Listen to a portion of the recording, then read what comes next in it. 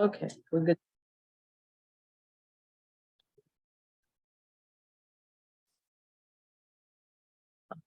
I can fix that. Right. Ready to go? Okay, we made it. Thank you guys so much for joining us. We have both an in-person audience and a virtual audience, thanks to our chief and her team at communications for DHCD, Ms. Tammy Holly. I also want to introduce folks who are here. Nikki Cooper is the neighborhood development officer that is representative for this particular district. And Carmen Morrison is the community planner for this district as well as the East area. A special guest with us is Abby Kopp, who is with the Office of Sustainability and has been very helpful through this process. And my name is Teresa Stevens, and I'm a director of neighborhood development outreach with the HCD. So tonight, we are extremely excited to actually show responses that we received for our first urban agriculture RFP request. So the agenda for today is pretty much where I'm going to go over what we've done to get to this point, the protocol for tonight, and then each of the respondents, which we had 3, will be given 10 minutes to present their proposals to you all. There are people who are missing from this meeting, so we have an online survey, and we are going to put this recording on the DHCD website so that folks have access to it until April the 27th, when our survey does close. All right, so quick recap, next slide. All right, so we released this RFP in September of 2022. We hosted a pre-proposal conference October 5th of 2022, and the deadline for responses was November 16th. We received 3 responses for the purchase of 6635 and 6643 Walthers Avenue in Rosemont East. And we are now in the 3rd step of the RFP process, which is evaluation. And it's extremely important for us that we're here because the community's feedback is what will help us to make recommendation to the Department of Planning and the Department of Housing and Community Development. Just quick overview of what an RFP is. It stands for Request for Proposal, which is a formal request from the government asking for qualified applicants to submit applications to purchase or lease land. All right, so following today's community presentation, April and May is the window for developer interviews by our evaluation committee and panel scoring. It's also the window for the community to complete the online survey and share questions and comments about the proposals that you hear tonight so that we can get that detail back to you all for your scoring and feedback as well. And our hope is May of this year, we can make a recommendation to the Commissioner of Housing and the Director of Planning for next steps with the land.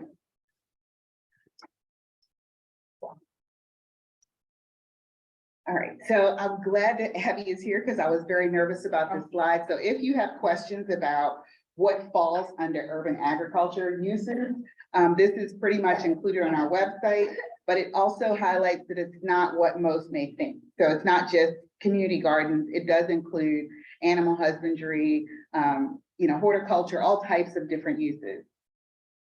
On my next slide.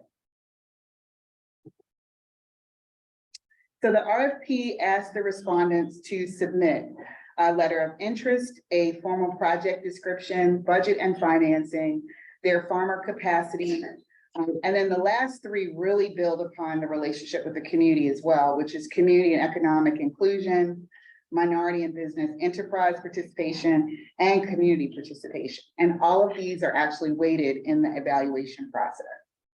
You can go to the next slide. And here are how we break down our criteria. So quality of development concept is 30 points. I wish I knew the other ones. Project feasibility, 20 points. The farmer capacity and experience is 20 points. Benefits to the city, 10 points. To the community, 10 points. And economic and community inclusion is 10 points for a total of 100 points. So here is the site. So as we move forward, comments and questions for this particular RFP are going to be managed by the neighborhood development officers and the community planners. So once we make an award, you'll be working directly with those two ladies that I introduced the staff this evening, Nikki and Carmen. So the site is a little bit over 110,000 square feet. It is currently being used as a staging space for ligand and ligand contractors that are doing a BGE project in the community. And that contract expires on Saturday. So hopefully the piles that you have seen will be removed within the week. Go to the next slide. All right. So without further ado, I'm very excited that we have 3 really good responses to share with the community. And first presenter is Piper Phillips Caswell. And if Julie is here, you can come on up. I was trying to get this to go up to the.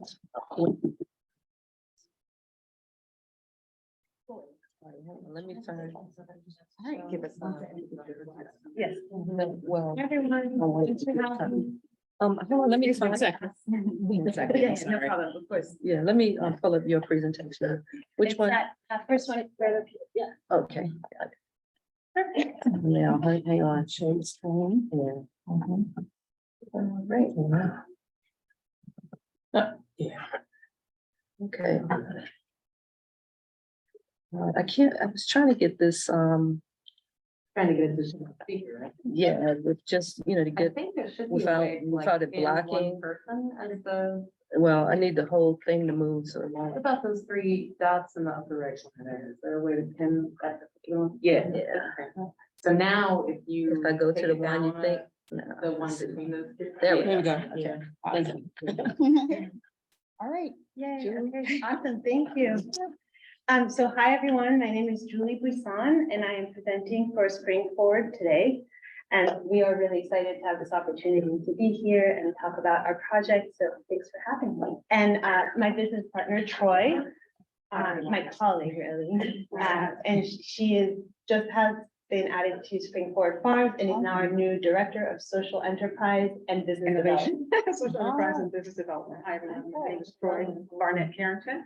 I'm about 3 days old into the organization. This is my very first event for this whole thing. So thank you so much for having us. I'm really excited about the process.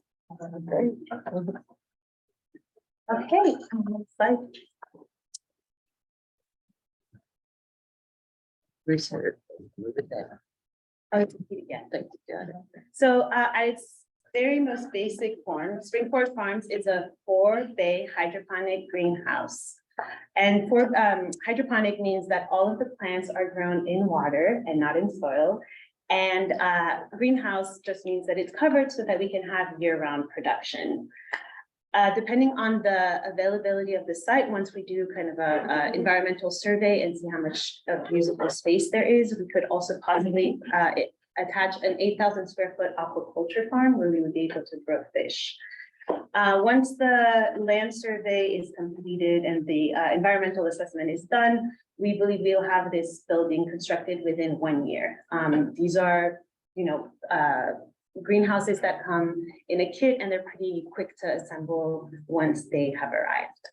And so at the beginning, we will create 8 jobs. If we're able to add the aquaculture portion, that will increase to 14 jobs. That will be full-time work that will be available for the community. Next slide, please. So I know that 8 to 14 jobs seems really low, but I really want to make a point that our organization is focused on creating high quality jobs, and we're not so much focused on the quantity of jobs. And so we really want to be able to offer high employment opportunities to young adults with emotional and behavioral health needs, or young adults who have previously encountered barriers to employment. And so we want to do that by also offering them a stake in the business, both a voice in governments and an opportunity to become an employee owner in this business. So our every employee model is really what guides our business motto and what is the backbone of our organization. So we're really, really trying to revolutionize what the workplace could look like. And so the four pillars of this model are economic security, where all of our workers are offered fair wages, benefits, and a stake in the employment, in the ownership of the company. Participatory culture, meaning all employees have a voice in governance and participate in daily management tasks.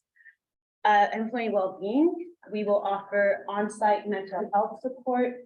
We will also offer linkages to the community to help our employees solve issues such as childcare or transportation that can often be a barrier to being successful in the workplace. And finally, a human-centered work environment, meaning we'll be able to offer things such as flexible work schedules or the ability to work solo on certain days versus a group on other days, depending on how the employee is feeling that day.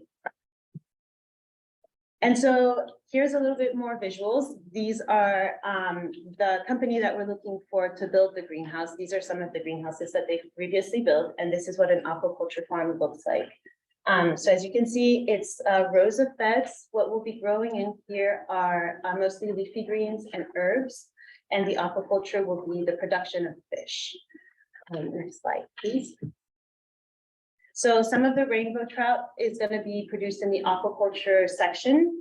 And then within the 4-bay greenhouse, we'll be able to produce around 16,000 trays of microgreens a year, 175,000 live herb plants, and around 75,000 pounds of leafy greens every year. And once again, the growing in greenhouse has a lot of benefits in addition to growing year round. It also allows us to use no pesticides. And the aquaculture component would allow us to long-term replace fertilizer input with natural fertilizer that comes from the fish farm for a full ecosystem. So we are uniquely qualified to kind of take on all of these different challenges, because I know it sounds like a lot to tackle at once. But our parent company is the Phillips Programs, and they have been a nonprofit for over 56 years.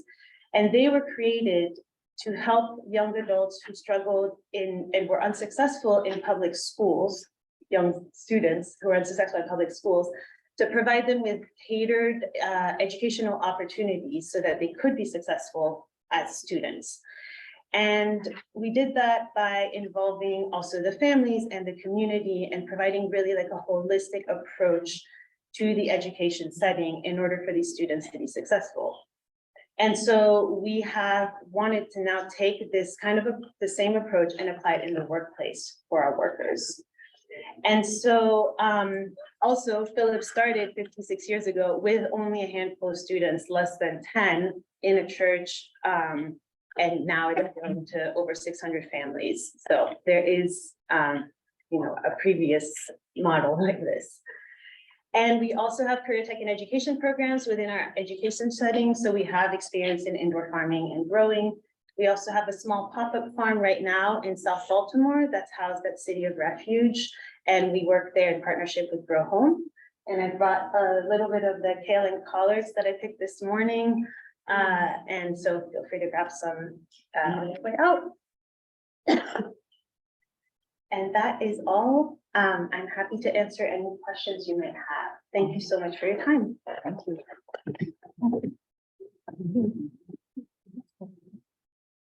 Okay, so before we start with questions, I do just want to make certain that the community residents receive the survey. We have hard copy as well as it will be online, so if you want to fill it out and be posted. But definitely, I'm sorry. Your first question. Yeah, so something like this, like what is like the budget, range of budget, like to get all the greenhouses up, get workers, get things going, to have fully finished product? So it's the total project tagline with 1 year of operation put in there, which is 1 year of money that we would need to pay salaries and equipment and all of that added in there is $1.2 million. We have already gotten $250,000 from the USDA to construct the greenhouse. We received their innovation grant last year. We applied for earmarks this year to complete the project as well, and we'll hear back from that office in a couple of months. And we're always actively applying for grants. So the idea is to raise the money initially And then our model is a sustainable model that within 16 to 20 months will be cash flow positive. And then once the business is sustainable, we transfer to employee ownership. We just don't want to put any risk on the employees, right? We want to make sure the business is successful.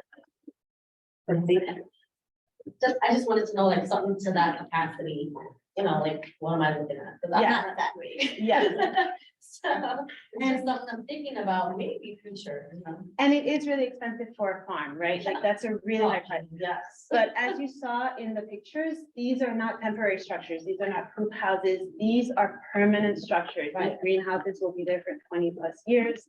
And so it's a high upfront investment. But then because of the increased ability to harvest year round and the quicker rate of growth inside of a greenhouse, you can kind of make up for those fibers. So like, do you guys have any like greenhouses now? So we have 2 small indoor farms. We have one at our school and one at the top of South Baltimore. Okay. Those are fully indoors, though. Oh. We don't yet have a greenhouse like the one I showed. Okay. Yes. We're growing similar crops. Did you send me the email? I'm gonna go pull their presentation. Yeah. Okay. All right, do we have any other questions for pipe and facility council? Yeah, so maybe a couple of questions. What are the hours of operation and do you function all year long, all seasons? And do you have any vehicular traffic in there? Great question. So the hours of operation will generally be 9 to 5. That will be extended during like certain harvest periods and then lowered during some growing periods. But because of how the growing schedule is staggered, we should be able to not go too much outside of those boundaries. And then as far as the truck, we will need to have truck access in order to load the greens and get them delivered. And then the other question, You function all year long? like- yes, it's a year-round, 365 days out of the year. Any online questions? Any questions from folks, virtual? You can unmute yourself and ask a question if. Make sure. It might be more. No, can you guys hear me?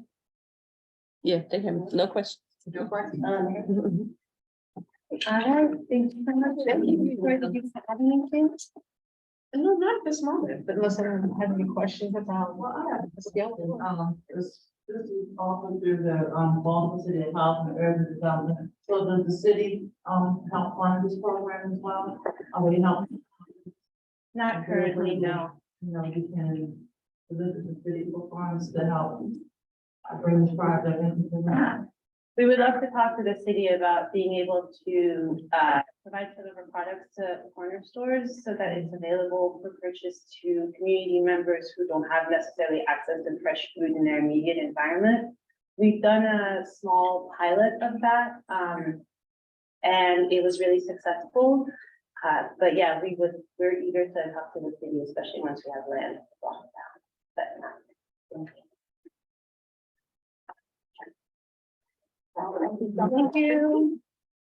I do have a question. Say like, you know, one of us acquired this land, like, is there any kind of grants or financial help that DHCD does provide? At this time, we are not offering a specific grant for this project. Okay. But there are grants that Department of Housing and Community Development offer that a project could fit. So you're actually up next, so I'd like to. Make sure you email that grant.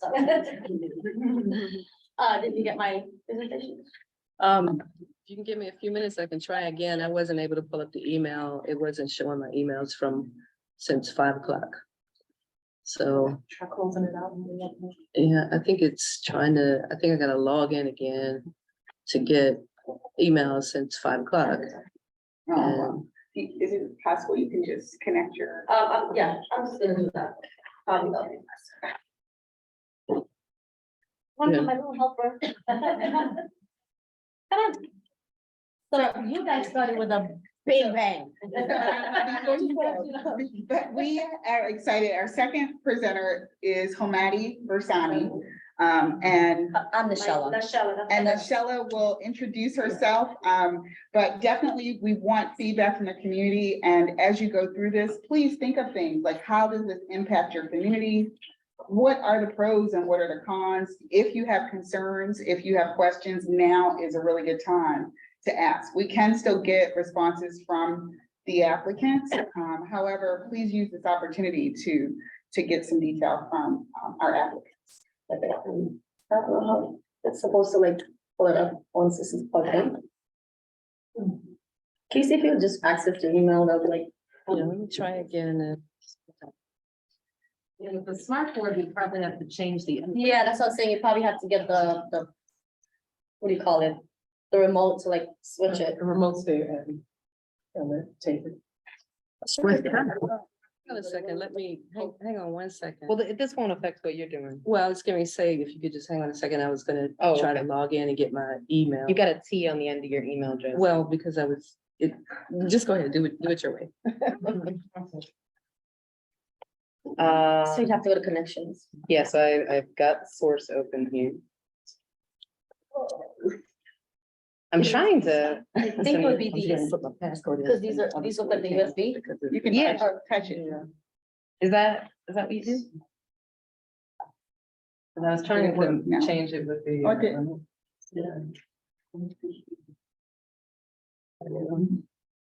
Oh, no, wait. Thank you for your patience, everybody.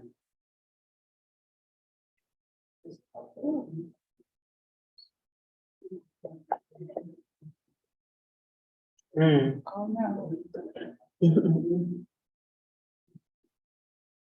So maybe I can log in when I do Does that mean? Is it?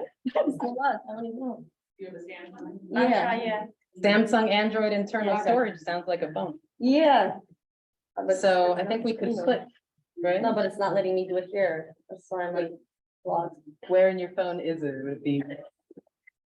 Go through your stuff. Could be personal things in there. Hmm. You're being very gracious, I really. Get out of my phone. Oh, weird. It's.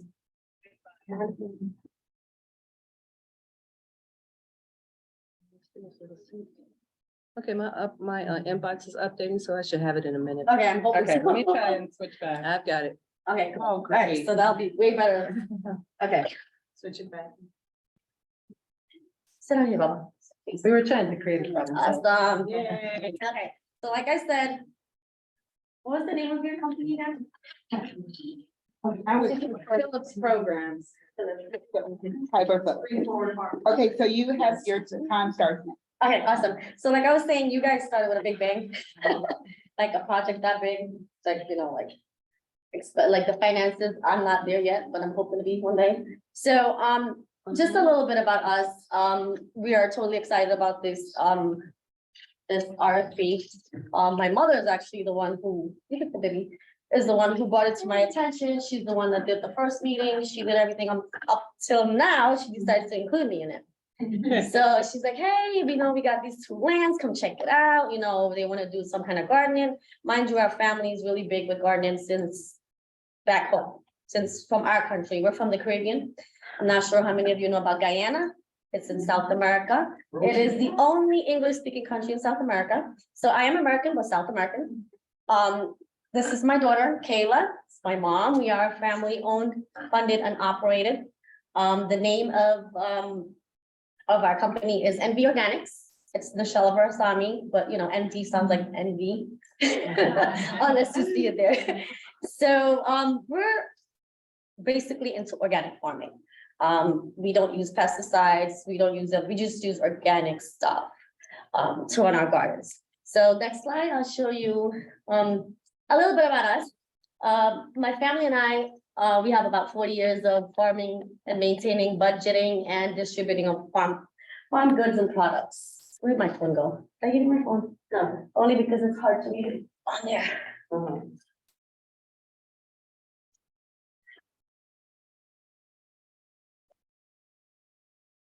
Okay, so I'm just gonna read it off my phone.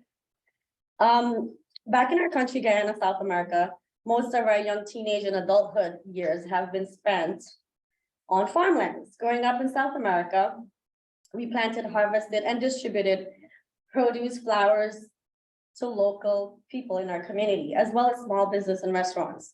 We also donated a lot of our produce to families in need because we are farmers by heart with a big passion for fresh, organic fruits and vegetables to be donated and distributed right in our community and neighborhood, as well as small business restaurants and locals. We migrated to America back in the 90s. Our passion for farming has never stopped. We actually moved to New York for the first time. We had a small piece of, I want to say maybe this big, like from here to that table of soil. So like we just started planting, we planted eggplants, we planted spinach, peppers, scallions, and then all of our neighbors and friends, and even the church community would, a little bit that we had, you know, tomatoes and stuff like that, would take it and give it to them for free.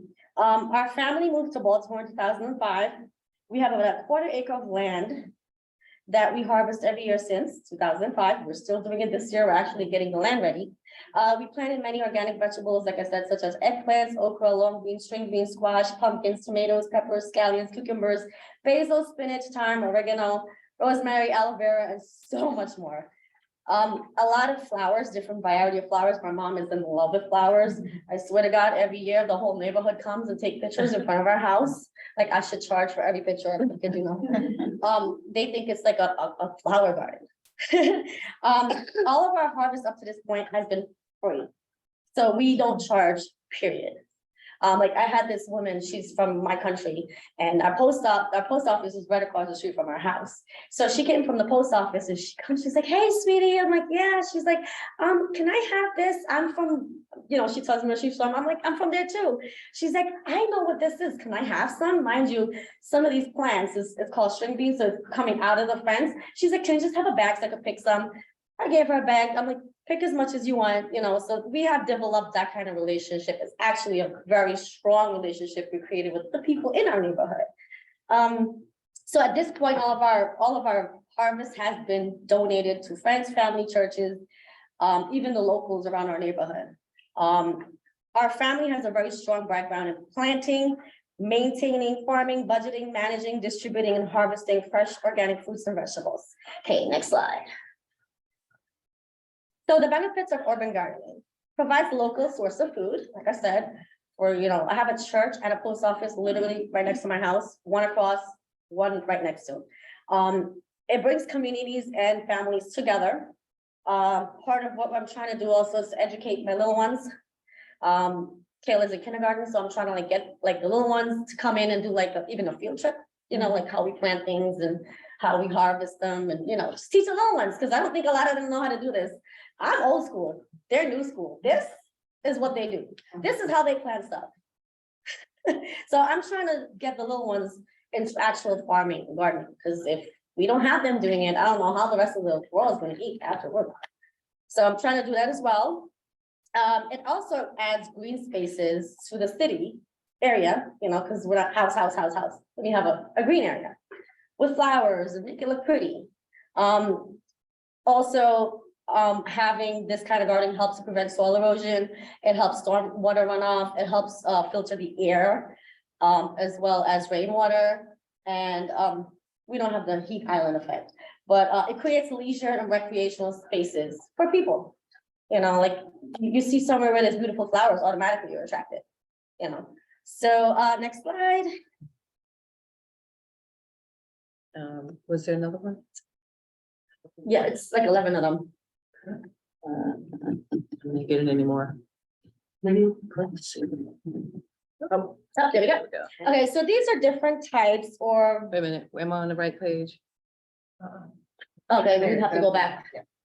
Go back. Mm-hmm. The picture. Okay, and then the next one. Okay, wait a minute. Okay. Okay. Yeah, so these are the different types of gardening that we do. We do container gardening, we do the vertical gardening.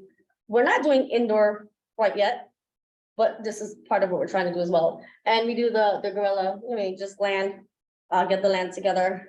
The The next one is. This is getting our land ready. That's today. This is today, actually. We took this as we were leaving. So this, like I said, it's a family owned, operated, maintained. So I'm trying to get a size of this land that we're trying to acquire would not just be family operated at this point. It would have to be like, we would hire, locals in the community. So this is my cousin.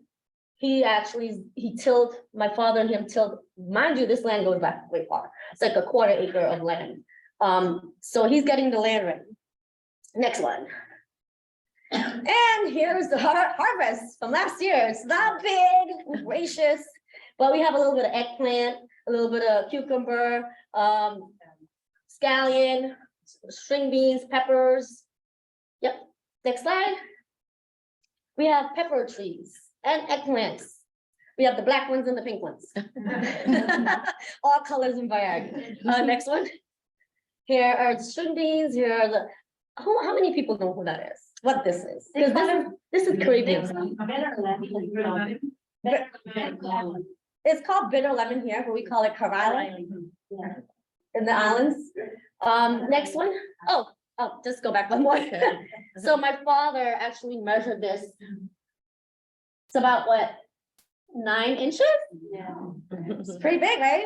So the picture doesn't do justification until you actually put a ruler next to 9 inches of eggplant. They're pretty big because they're organic. We don't use, like I said, pesticides or all these different things. Everything we use is natural stuff. All right, next one. This is squash. This one says 28 inches. Oh my God, are you 28 inches? Look at her. The squash was almost, well, now she grew a little bit, but last year the squash was almost as big as her. Next one. Oh, and this is my cousin that was doing the land.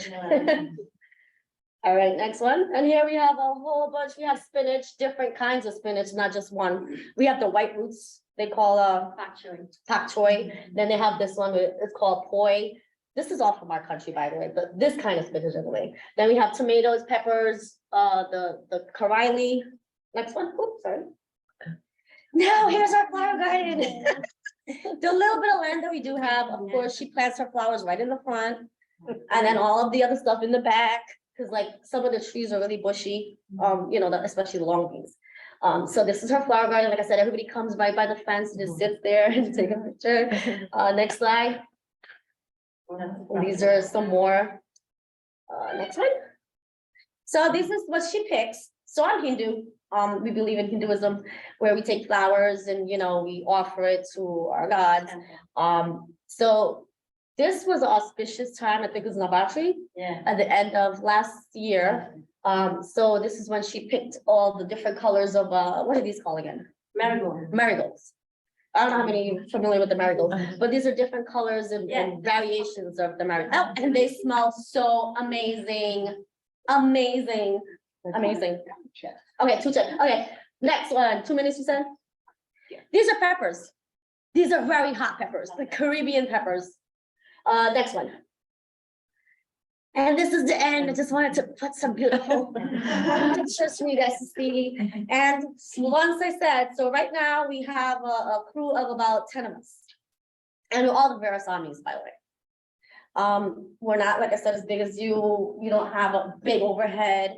We're just a small business, funded, operated, maintained. And we don't pay each other. I don't give any of them a salary. They don't give me a salary. We do this because it's a passion that we love. Like any piece of land, like my cousin, I just rented him a house and he has a piece of land and he's already digging it up to plant stuff. So it's just something that we have a passion for. And something like this, these 2 lots would bring a lot of, I think, a lot of the community together, the people together. And like I said, we do a lot of donations towards food banks, churches, even people that comes in, we just give them a bag, pick whatever you want, kind of thing. So that's, our goal, our mission is to just bring something different to the community, not like, oh my, like a big farm or people are like intimidated to come through. We want to make it a little more friendly, maybe like 2 or 3 times a week, just bring out some plants, some fresh fruits, vegetables, just give it away, come by, take something as the kids come from school, grab some apple, whatever, go. So that's what we're trying to do, trying to like bring the community together.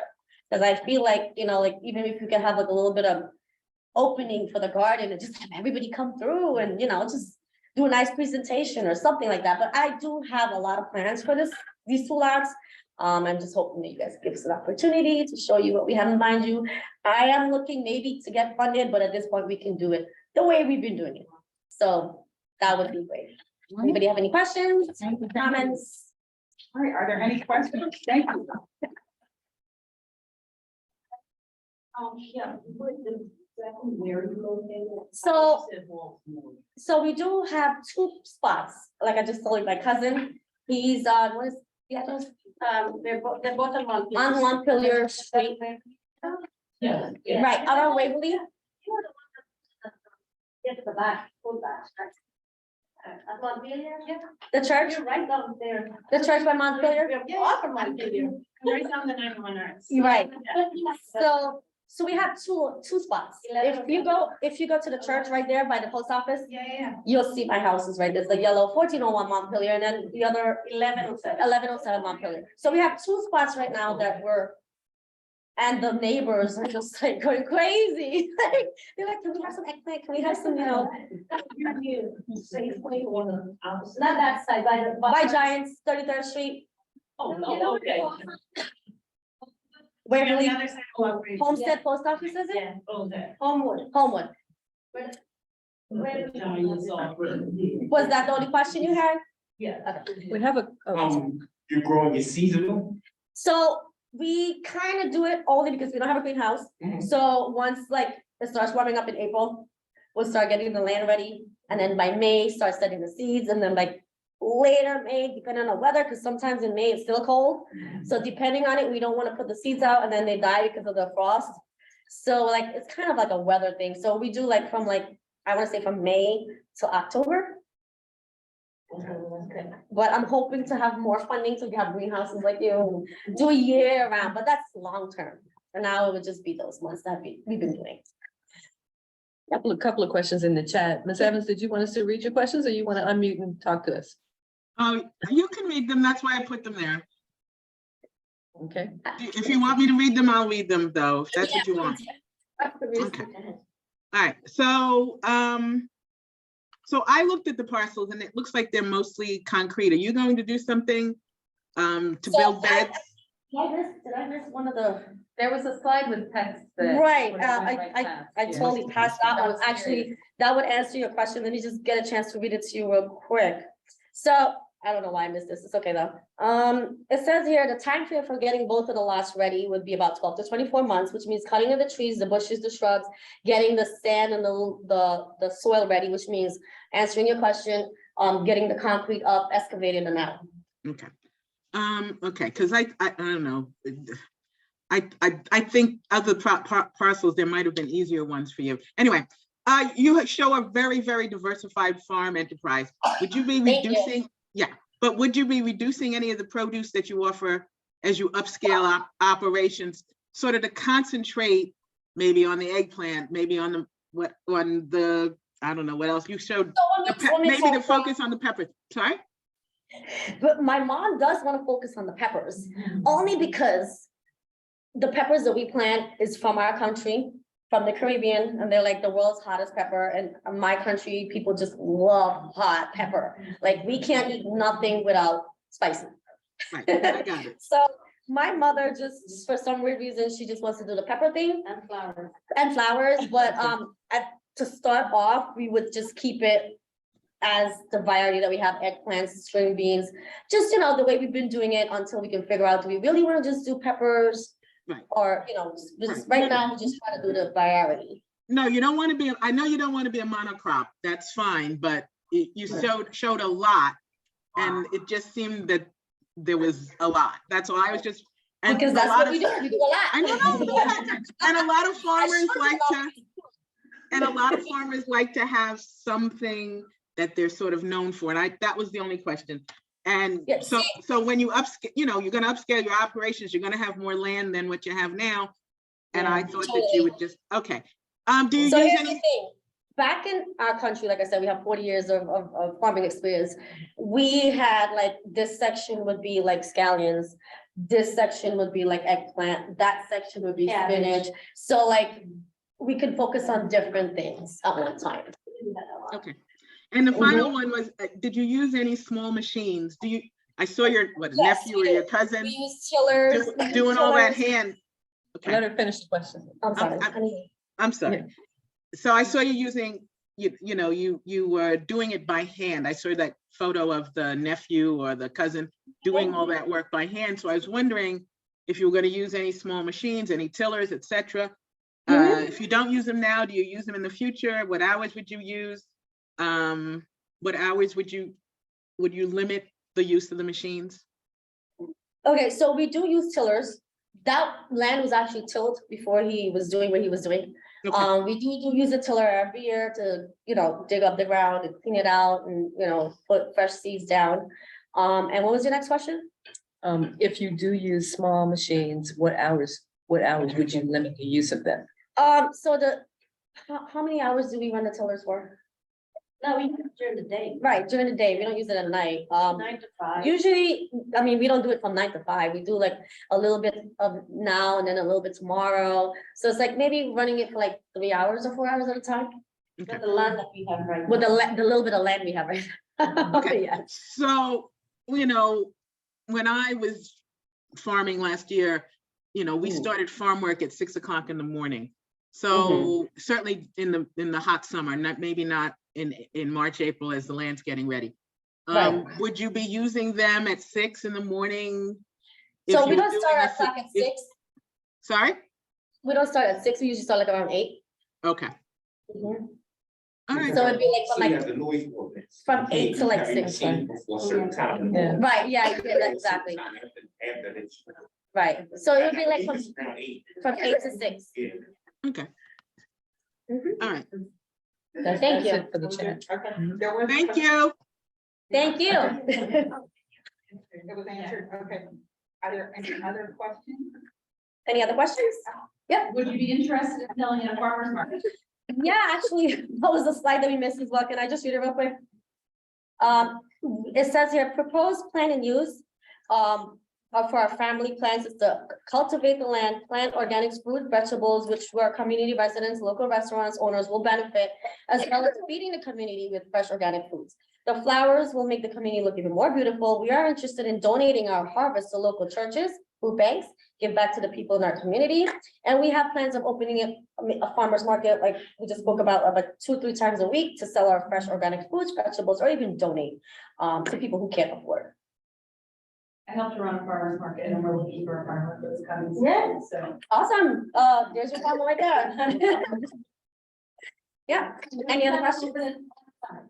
Yeah. So just to let you guys know, we do have 2 sites. If you are interested, let me know. You can come through. Nothing's there yet because we are in the process of getting the seeds down. But if you guys are interested to come see full bloom, would be probably July, August. I did have Siri to come last year, remember? But I told She did. Did ask you to come. Okay, I have him first and then you. Go ahead. I'm sorry, she, go ahead. Those flowers. So like I said, we haven't sold anything, like all of what we do, honestly, we don't take $1 from anybody. Like most of our stuff that we plant, all that stuff that you see, my mom and dad usually puts it in bags and take them to the church. Or we get, or when we go to New York, because we do have a house in New York as well. When we do go to New York, we have so many families, we have a bag, this one, a bag, that one, a bag, that one. Mind you, when they get these fresh fruits and vegetables, they're like, oh my God. So like nothing that we have done this far since 2005, we've been cultivating these lands. We've never made a profit. It's self-owned, operated, and funded. And mind you, a lot of these seeds that we have, like cucumber seeds and all that, comes from my country back home. The seeds itself. My aunt, which is her sister, sends the seeds, like the pink, eggplants. You don't get those seeds here. We actually got that from back home. The okras, we get that from back home, the seed. So when we get them, and our sister sends them, we put them down.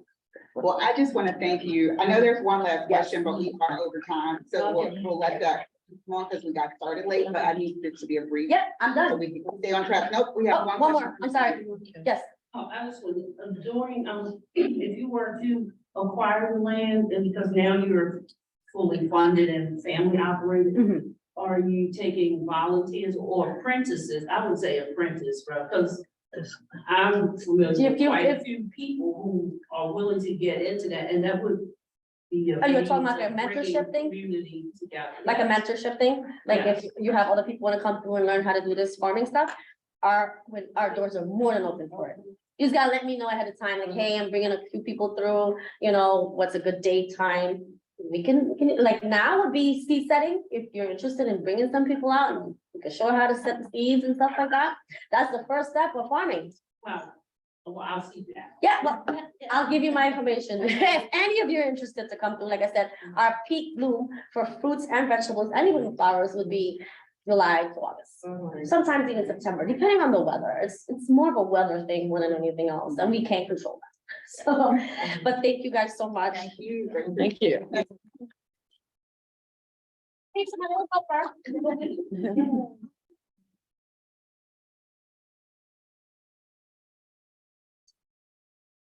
So our next and final presenter is the Baltimore Compost Coalition.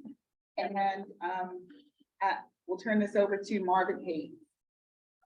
Excellent, excellent. I'm a little hungry. I want some roti and some okra and some pepper sauce, all that good stuff. Thank you, Rosemount, East Rosemount community, for giving me this opportunity to present with you guys and build this amazing space with you guys. Just before I get started, I have to warn you, I am contagious. I have compost fever. Me and my youth have been spreading compost fever throughout Baltimore City through the variant of education.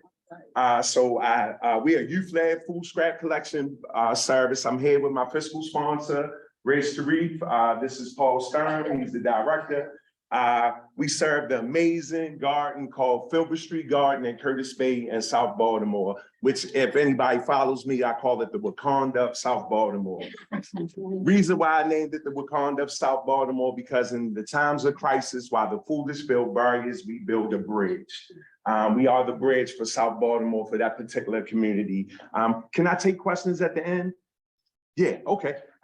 So we build bridges throughout the community. Filbert Street Garden is located in a food insecure, food apartheid neighborhood. So we provide soil enhancer for about 47 raised beds and a greenhouse. It takes our residents about an hour to get to a market that's not filled with GMOs and processed foods. They have to travel all the way to Glen Burnie to get to a market by the DMV, if anybody knows where. And if you're poor, which a lot of people in my community are poor, you can't afford to get an Uber or a Lyft. And if you travel by bus, it takes an hour. So we built that bridge to grow fresh foods. We found that the people there lived in a food insecure, food apartheid neighborhood, concrete jungle. We have a greenhouse also. We provide rescue for 10 Nigerian miniature dwarf goats, Shetland sheeps, 30 different varieties of waterfowl. Big shout out to Phil with the duck. Oh, okay, I apologize. Oh, I apologize. Yeah, I apologize. Everybody got it? All right, excellent, excellent. So we rescue animals, we provide a home for them. We hire youth from a local high school called Ben Franklin High School, and we train the youth in small scale composting. We take this organic material. For those who don't know what composting is the decomposing of organic material like your food and vegetable scraps, your coffee grinds, tea bags, and we turn that into beautiful black gold soil enhancer to be able to grow food for our residents that live in that area. We hire youth and we train them in small scale composting. Anybody aware with composting, when you first open up your bucket, what do you get sometimes? You get a little smell. But when we put it through the process and you smell that black gold, that beautiful black gold, it smells just like the earth. The same way our youth come to us sometimes. They don't know how to do a resume. They don't know how to do a cover letter. They don't have public speaking skills. They don't have life skills. So we put our youth through a process and we teach them entrepreneurial training, career life skills development, job readiness skills, and turn them into community activists, where they are also, Filbert Street Garden is located in one of the most toxic areas in Baltimore City, where there's 2 incinerators, a landfill, a coal plant that sits across the street from CXX coal pile, kerosene company, explosions, fires, you name it, causing $55 million worth of health damage for that particular community, causing our residents had a high mortality rate during COVID because they already had pre-existing respiratory issues. So we are training youth to be the next environmental justice leaders. I have more time in back of me than what I have in front of me. So it is my goal to inspire the next generation to learn how to grow their food, to take their organic material, because I don't waste anything, and be able to grow their own food. A lot of trauma is based through farming through our youth, because the first time they're exposed to farming, they watch Roots and they're and they're picking cotton and their hands are bleeding. But that is the trick to not being self-sustaining. So one of my main projects is grow. We all got to learn how to grow our own food. We can't be dependent on markets. So this particular project will be youth-led by youth in this community, and we will vision this together as a community. So I just want to go through and just talk about some of the things I've been doing. If we can switch the slide for me. Here we go, yeah, let's see for something, hold on, there we go. Excellent. So once again, we're Youth Empowered Food Scrap, service, Black-owned, led business, building diversity, a diverse compost community in Baltimore. This is my lead youth composter, Mr. Kenneth Moss. He sends greetings. He is a landscaper full-time for the NSA, where he cuts grass for one of the largest landscaping companies in Curtis Bay. He's been with me 7 years. This young man has not missed a day. He has not been late for work. He wakes up every Sunday morning dedicated to removing scraps from going into the landfills and incinerators, causing us $55 million in health damages. When I go in and educate students, I ask 2 questions. One, what's your favorite fruit and vegetable? And one, are you or your family affected by asthma or cancer? When I go into these schools, the youth raise their hand, 95% of them has asthma. The teacher goes inside her drawer, pulls out a Ziploc bag full of inhalers. So we have to stop this environmental injustice from happening in this neighborhood. We're a very diverse, multicultural community, but the one thing we have in common is that we're poor. Just like redlining, they put these toxic areas in, thank you so much. They put these toxic areas in poor neighborhoods, but the wind doesn't segregate or discriminate, so we're all breathing in bad air. So the goal is to make an inclusive composting table for Baltimore City and be able to grow food. Next slide, please. We have been operating for 7 years. I've had 7 youth composters. All of them have graduated from high school. 2 of them are still doing environmental justice work. Kenneth has started his own business called Kenneth Captures, just a kid with a camera. He came to me when he was 15 years old. From the skills that he learned from the Baltimore Compost Collective. He got his EIN number. He has his LLC. He is on the ball. You'll see him in National Geographic magazine taking pictures. That's his aspiration, to take pictures of soil from all around the world. He works with new generation scholars, learning about the African diaspora through videography and photography. So he is on his way. He just released his own film called Compost Fever, where he talks about his work with the Baltimore Compost Collective. He grew his first tomato at Filbert Street Garden, and now he's the community environmental justice leader, youth-led. We are diverting about 1,200 pounds last year on a weekly basis from going into the landfills and incinerator. We work in 10 different communities all around the city, so we're supported. I can just name a few for you. We're in Curtis Bay, Brooklyn, Upper Fells Point, Federal Hill, Locust Point, Riverside, Woodbury, Reservoir Hill. We're in Butchers Hill. We're in Canton. We're in Cedar Croft, so we serve a number of communities, providing drop-off sites, and all of my youth make a fair wage, and they're employed, and that's what we plan to do with this site, employ youth from the East Rosemount community to run this site. Go to the next slide. We presented over 40 different events. We reached over 1,500 people in person, including 350 youth from school groups. We have about 3,000 views online. If you can go to the next one, that really speaks to our work. We were in Guardian magazine and a story called Starving the Fire. So if you had 2 minutes, please watch that. I've been so blessed doing this work that we're in Nicole Fabricant's book, and the name of the chapter that we're in is Compost Learn So You Don't Have to Burn. That's the chapter. And we're in Black Butterfly, Dr. Lawrence Brown, where we have a relationship already with Morgan University. And we're also, I just was featured on my block counts, because my block counts and my city counts. And an article from Guardian, Biocycle, and the Baltimore Sun. So if you go on our website, you'll be able to see all of those things. Next slide, please. What is the vision? To collaborate and create a vision for a multi-purpose green space together with the members of the East Rosemount community. It's bigger than just composting. What do you dream of this space?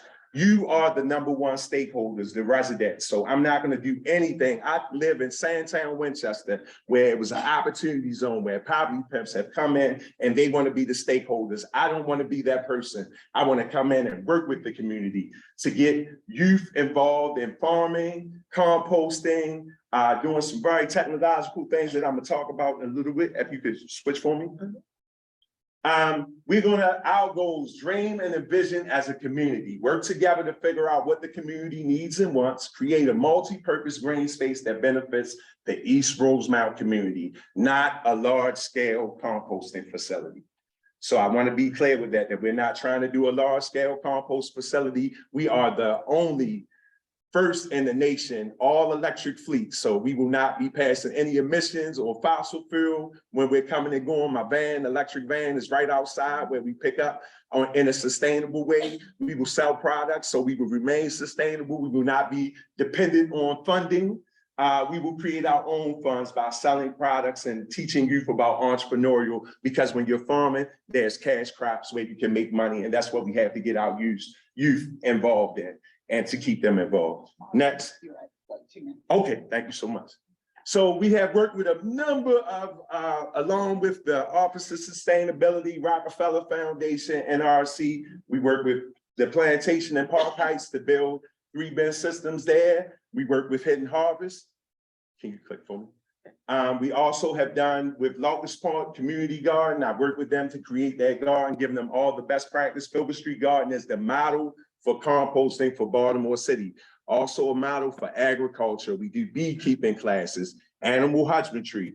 We do agriculture class where we have an omelet garden, where we take the eggs from our chickens and ducks and create a garden and able to expose you to fresh food and fresh vegetables through using those eggs that we get from our chickens and ducks, and being able to expose the youth. And then those eggshells go right back into the soil and make beautiful soil enhancer for them to be able to grow food. So we work with a number of community farms, Strip the Love in Sandtown, Winchester. We created the help with the Office of Sustainability, created the 3 bin system there. And you can go watch a movie called Black Gold, and that's on our site too, to show all our partnerships. Next slide, please.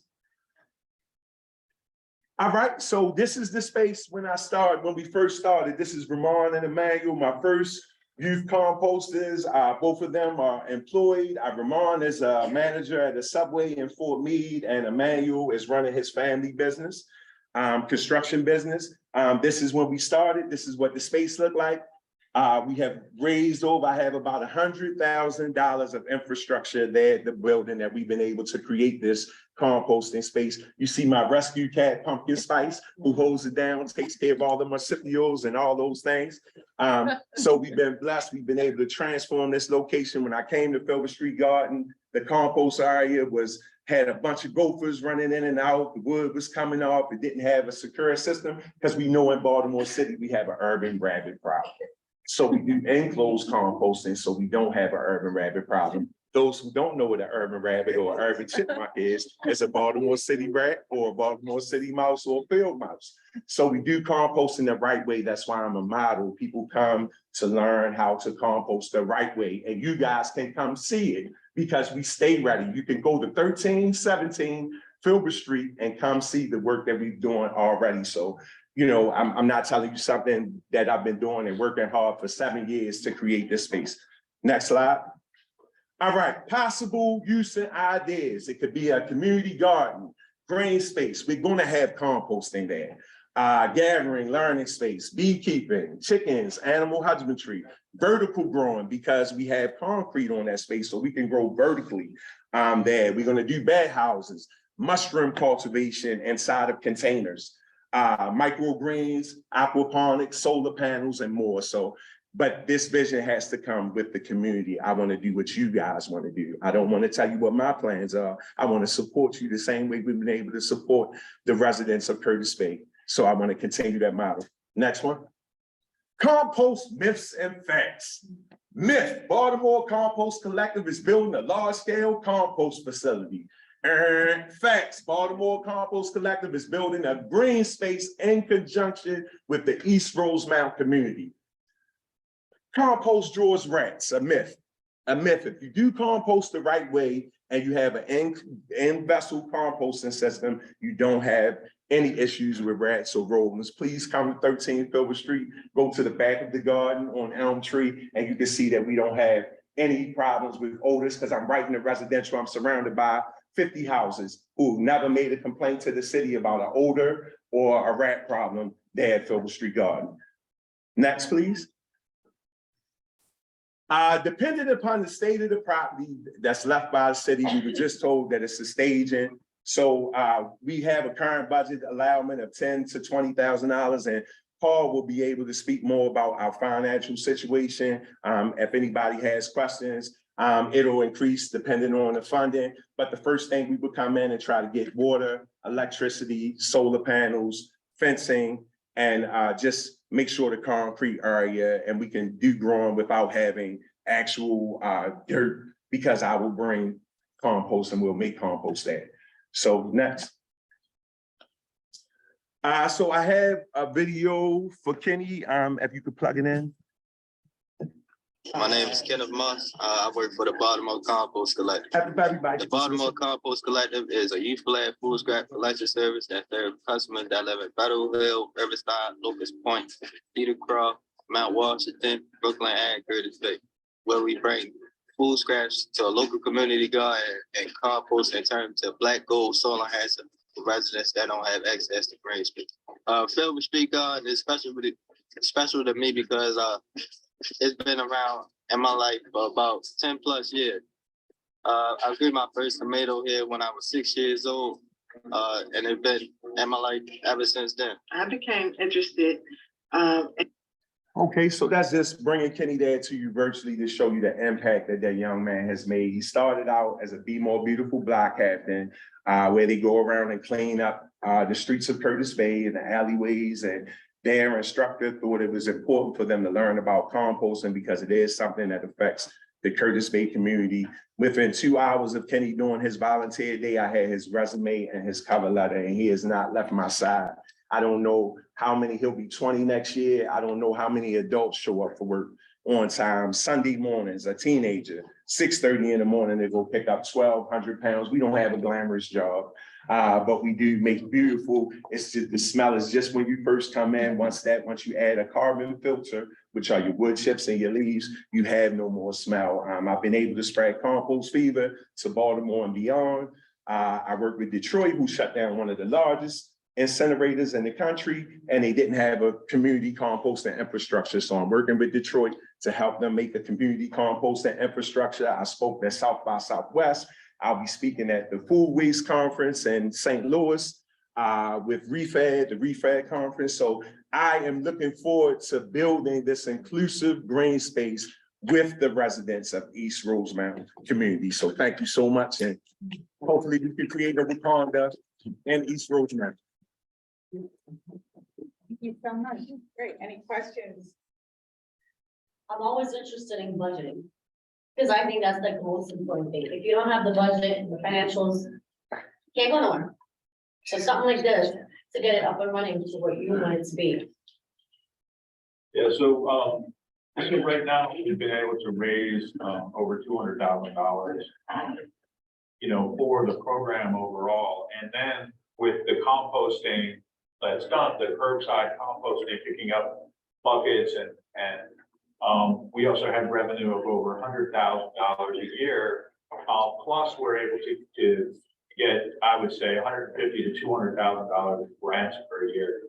So I think that there's capital to really help improve this site.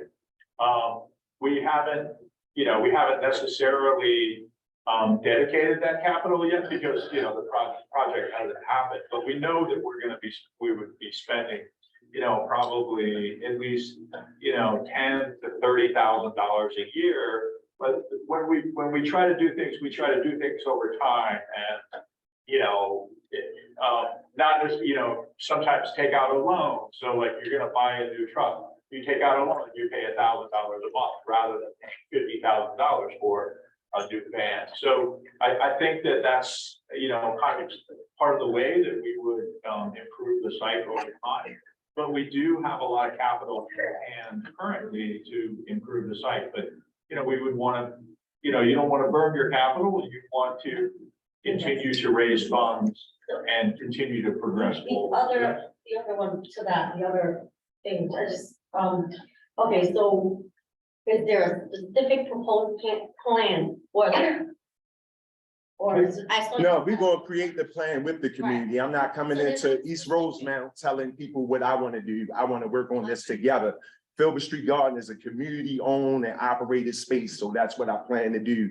Okay. It's not for me. I live in Sandtown, Winchester, where poverty pimps have come in and said, we're the stakeholders. This is what you need. You need this. You need a garden here. You need an open space there. No, I want to work with the residents to figure out what they need and be able to develop leaders through this community by working with the youth. Mhm. Are there any other, there was one.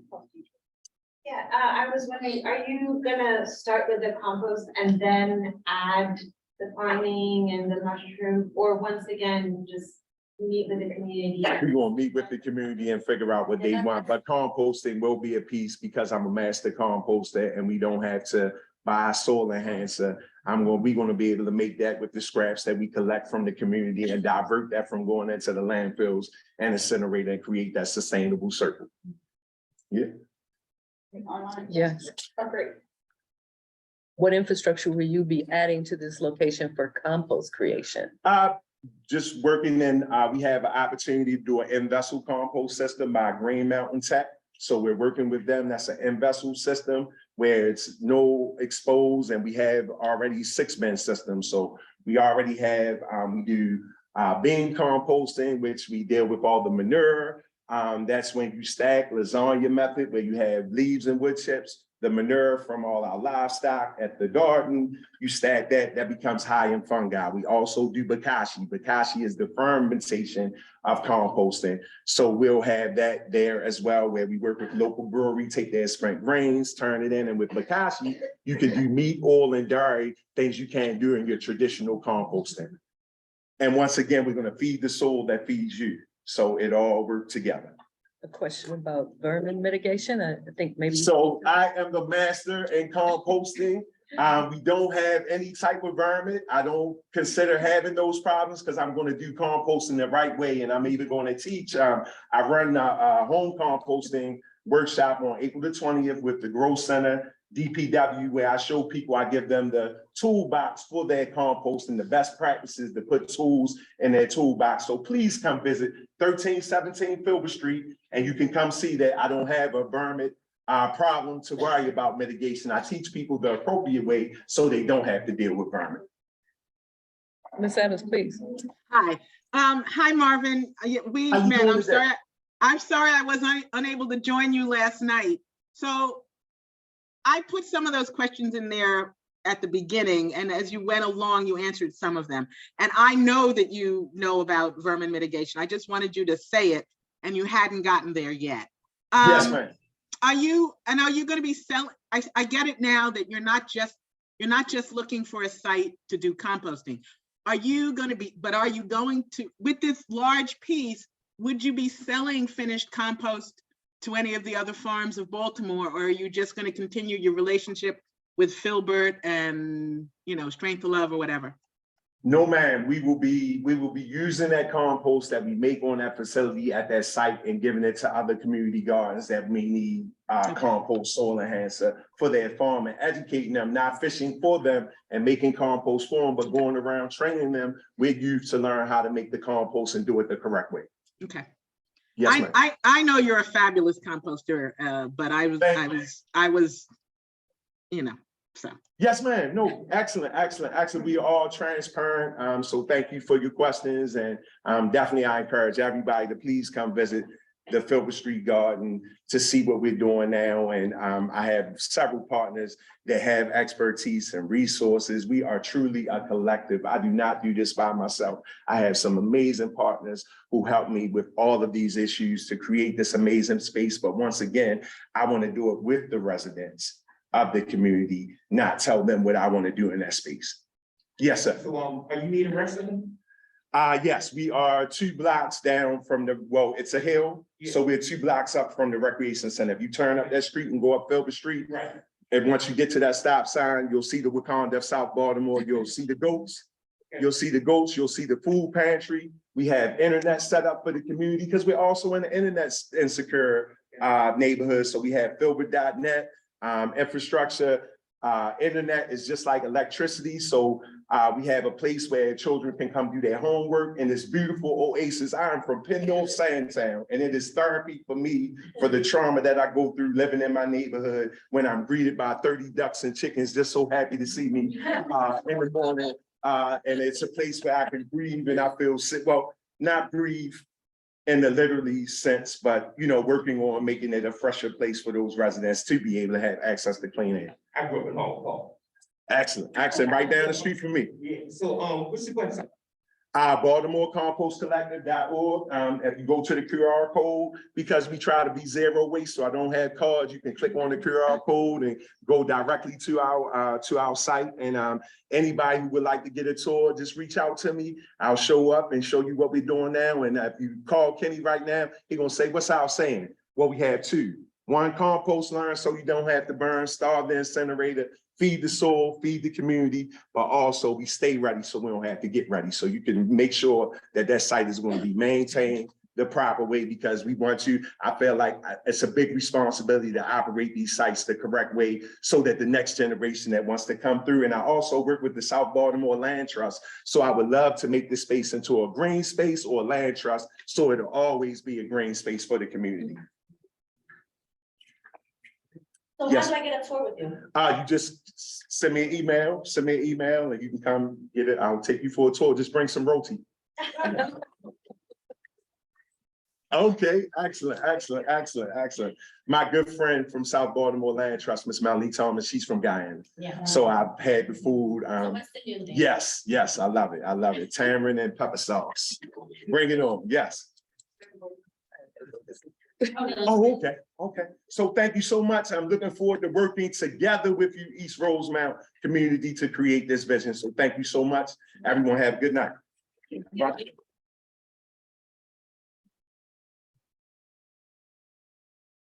So that is the conclusion of the RFP presentation from 3 really wonderful groups, organizations, individuals.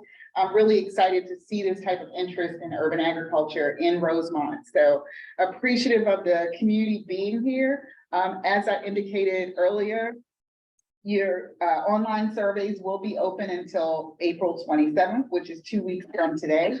Also, the hard copy surveys that you have, you can leave with us tonight so that we can put that detail in. And we are very hopeful to be able to make a recommendation in mid-May. So we are looking forward to that next step. When you said survey, because I'm like lost in this whole thing, my mom's for the resident, kind of pushed me in.